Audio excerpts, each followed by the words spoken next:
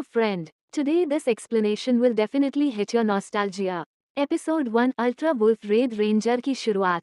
Please subscribe to my channel My Dreamy Drummerland. एक भीड़-भाड़ वाली सिटी में, जहां हर गली में अलग-अलग दुकानें थीं, वहां एक छोटा सा स्टोर था जिसमें दो नौजवान काम करते थे. पहला था टैंग, एक सीधा सादा लेकिन गुस्सैल मिजाज का लड़का, जिसकी जिंदगी हमेशा छोटी-छोटी परेशानियों में उलझी रहती थी.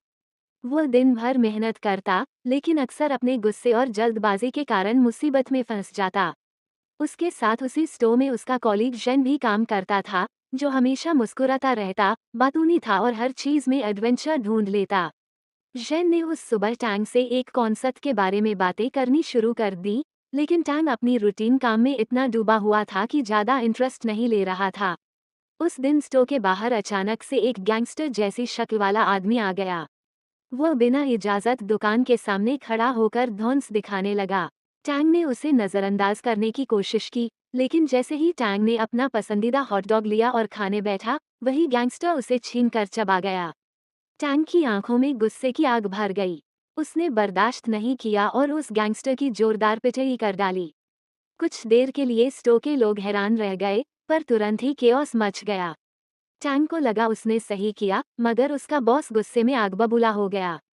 उसने टैंग को नौकरी से निकाल दिया और कहा कि उसकी वजह से स्टोर की बदनामी हो रही है. टैंग हताश होकर बाहर निकल आया.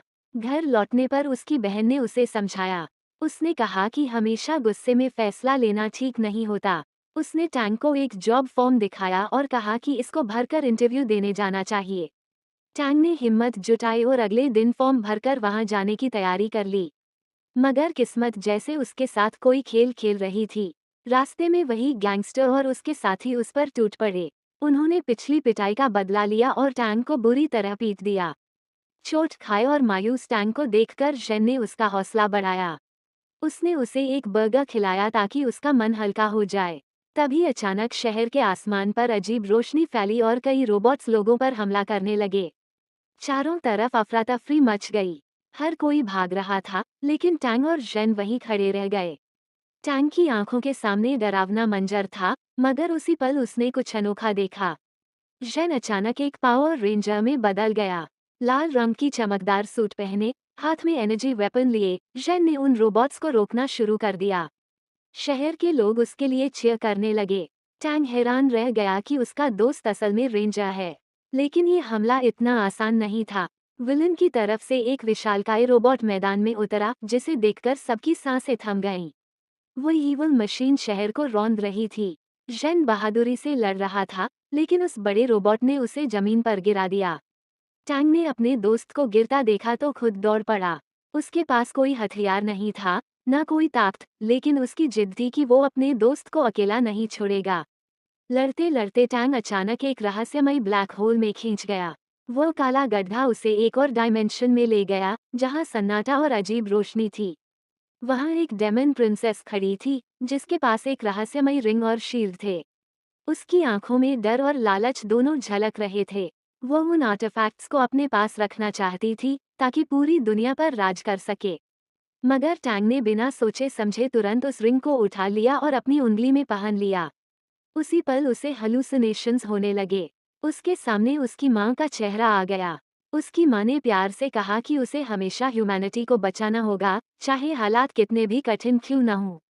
टैंग की आंखों से आंसू बहने लगे और उसने वादा किया कि वो कभी पीछे नहीं हटेगा. अचानक उसकी बॉडी में एनर्जी भर गई. रिंग चमकने लगी और टैंग की पूरी आइडेंटिटी बदल गई. उसका आमा भेड़िए जैसा रूप लेने लगा. इसी तरह टैंग अब एक अल्ट्रा वुल्फ रेड रेंजर बन चुका था. उसकी आंखों में तेज था, शरीर में ताकत थी और उसके हाथ में शील्ड चमक रहा था.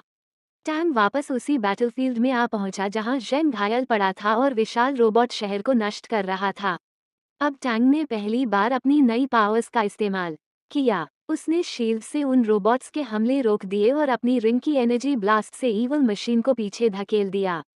लड़ाई लंबी चली, हर तरफ धुआं और चिंगारियां थीं, मगर आखिरकार टैंग ने अपनी ताकत और भेड़िए जैसे इंस्टिंक्ट से सब रोबोट्स और उस विलन को हरा दिया. लोग खुशी से झूम उठे, लेकिन टैंग जानता था कि यह तो बस शुरुआत है. लड़ाई के बाद टैंग ने जेन को उठाया और उसके बर्गर का पैसा लौटाया, जो उसने पहले उसकी मदद के लिए खर्च किया था. जेन मुस्कुराया लेकिन उसके शब्दों में सीरियसनेस थी। उसने कहा कि इस दुनिया का असली रेड रेंजर वही है, टैंग को किसी और राह पर जाना चाहिए। टैंग ने उसकी आंखों में देखते हुए कहा कि अब वह सिर्फ कोई आम इंसान नहीं रहा, वह अल्ट्रा वुल्फ रेड रेंजर है।